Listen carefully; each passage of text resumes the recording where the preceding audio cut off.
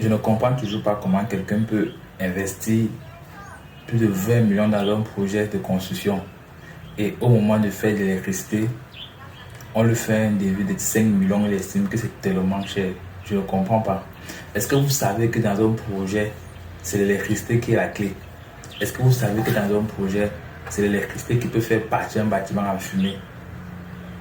Le parpaing n'est qu'un accessoire dans un bâtiment. Moi, je ne comprends pas comment les gens... Je ne sais pas. Moi, je suis très choqué quand je vois ce genre de choses.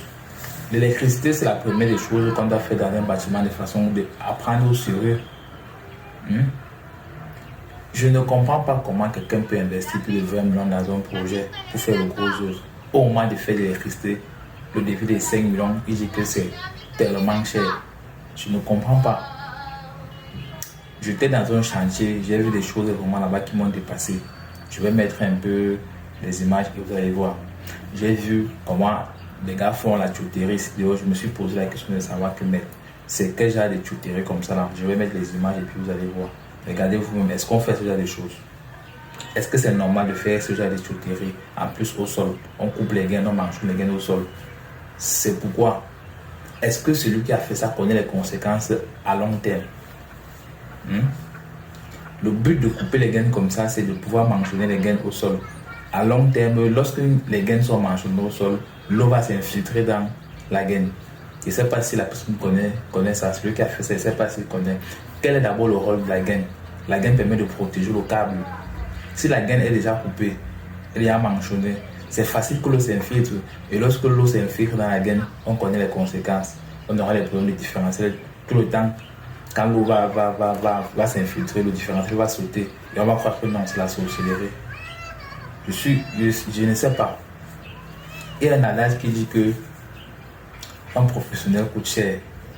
Mais vous n'avez pas l'idée de combien peut coûter un incompétent. Ça, c'est vrai. Parce que lorsque quelqu'un fait mal votre travail ou alors votre projet, il peut partir en fumant à tout moment. Et il n'y a que l'électricité qui est capable de faire qu'un projet part en fumant à tout moment. Il faut choisir le matériel de qualité. À côté du matériel de qualité, il faut choisir des professionnels. Il faut choisir des gens qui connaissent ce qu'ils font. Lorsqu'un technicien ou lorsqu'un ingénieur vous fait un devis, vous remet, ne regardez pas d'abord le prix. C'est vrai qu'on va comprendre que lui, le prix et tout. Demandez-lui d'abord pourquoi est-ce qu'il a mis ce genre de prix. Il va vous expliquer, il va vous dire pourquoi. C'est pas que lorsque vous recevez un devis, vous regardez le prix et puis vous balayez ça du revers de la main. Ça ne se fait pas, ce n'est pas normal. Demandez au technicien ou alors à l'ingénieur qui a fait que explique-moi pourquoi est-ce que tu veux faire comme ça, pourquoi. Il va t'expliquer.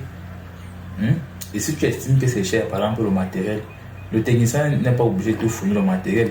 Et lorsqu'un technicien te fournit pour le matériel, il n'est pas garanti il n'est pas la garantie, il ne peut pas garantir le matériel que toi tu vas lui fournir. Et les personnes aussi qui font travailler les gens bêtement. Vous demandez à quelqu'un de vous faire un devis et puis il se met à travailler, qu'il finit. Vous balayez ça d'un revers de la main. Ça ne se fait pas, ce n'est pas normal. Ce n'est pas normal, je dis ceci, ce n'est pas normal. Il faut respecter le travail des gens, il faut respecter la profession des gens, il faut respecter le temps que les gens prennent pour travailler sur vos projets. Ça ne se fait pas. C'est vrai que j'ai fait la vidéo depuis sans me présenter. Moi, c'est Ronald Chamier. Je travaille avec le groupe Polytechnique Innovateur. Nous sommes un bureau de d'études. Nous faisons dans les BTP. Nous sommes capables de faire un bâtiment client. Nous faisons aussi la vidéo surveillance et les formations. Donc, si vous avez besoin de nos services, vous pouvez nous contacter sur nos différentes plateformes de communication. À l'intérieur, il y a vous allez voir les différents services et les produits que nous vendons et que nous proposons.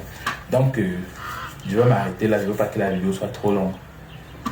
Je tiens juste à dire que les gens qui ont les projets de 20, 40, 50 millions, l'électricité est la chose la plus importante dans un bâtiment. Lorsque l'électricité est mal faite dans un bâtiment, le bâtiment est inhabitable, ça dérange. Si vous avez une maison où à chaque fois vous avez des problèmes d'électricité, le différentiel qui saute et tout, vous ne pouvez pas vivre normalement dans votre maison.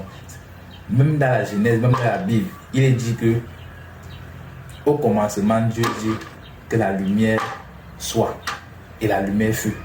C'est même écrit dans la Bible, allez regarder. Quand on parle de la lumière, ce n'est pas seulement la lumière du jour, c'est aussi l'électricité. Il faut prendre l'électricité au sérieux dans vos projets, je vous assure. Voilà, c'est la seule chose qui peut faire que le bâtiment parte en fumée. Alors on va s'arrêter là et puis on va se dire à bientôt dans une autre vidéo.